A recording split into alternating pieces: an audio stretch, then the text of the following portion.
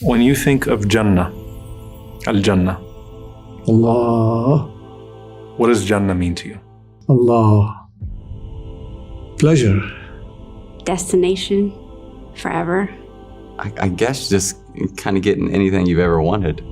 It's a place without worry, without fear, without anxiety. Comfort maybe comes to mind. I imagine everyone being with Nur and everything being with light and Nur.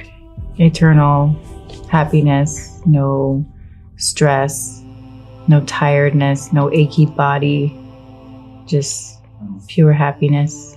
It seems like a place where people receive blessings, but the difference is, when we get these things in the dunya, we still have worries. When I think of Jannah, every single delight, every single thing we could ever want and yearn for is held in there. Being able to see Allah subhanahu wa ta'ala, being able to meet the Sahaba, being able to meet the Prophet sallallahu alaihi wasallam. Reuniting with my husband. Ala Allah yarhamu, and seeing him in his perfection. To me, he was perfect in this life, so I can't imagine how perfect he would be in Jannah. I'll meet you with my dad again. Sorry. No, it's okay. I lost him when I was 13. And I think every day since then, I think about reuniting with him. How often do you think about Jannah? A lot, I would say. Alhamdulillah. Usually when I'm reading the Quran, it comes to mind a lot. Probably after every salah. Can you describe that to me?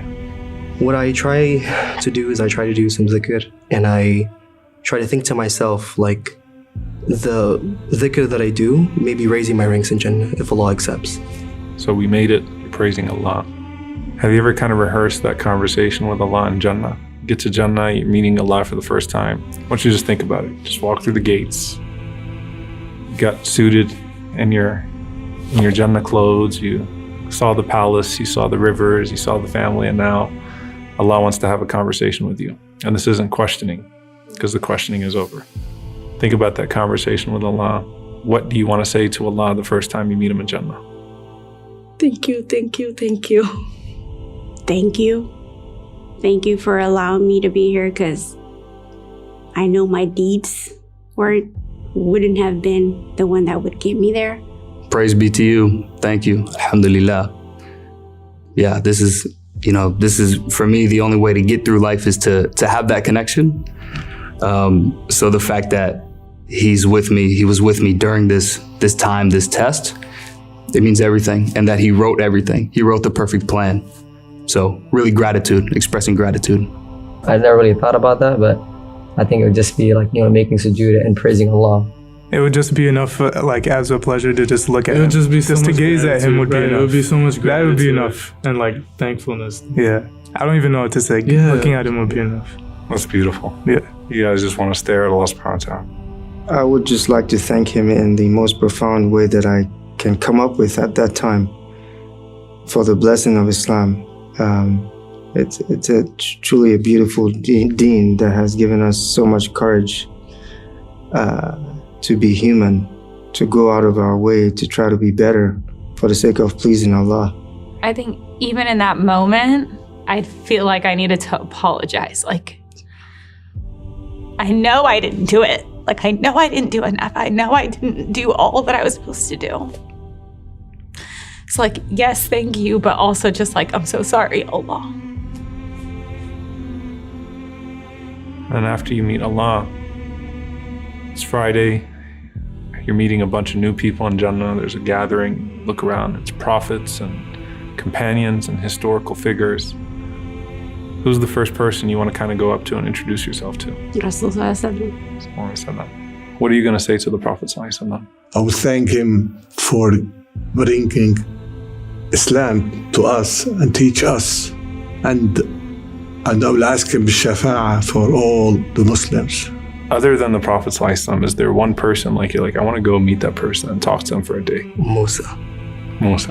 Musa. And you changed your name to Musa when you became Muslim? No, it was already Muslim. You were already Moses? Yeah. Okay. So you were Moses, you became Musa. Yeah. And now you're meeting Musa. Inshallah. Isa alayhi salam. I'm a revert. Grew up Christian, so always been connected and learning about this man. So yeah, he must be a revered figure that it'd be interesting to have a conversation with him. The Prophet Abraham, I would ask him about building the Kaaba, and then for some reason I was always attracted to the idea of his sons and building the Kaaba, and I don't know, I'll just go into depth about that. Khadija radiallahu anha. See how she did it. What's your first conversation like with her?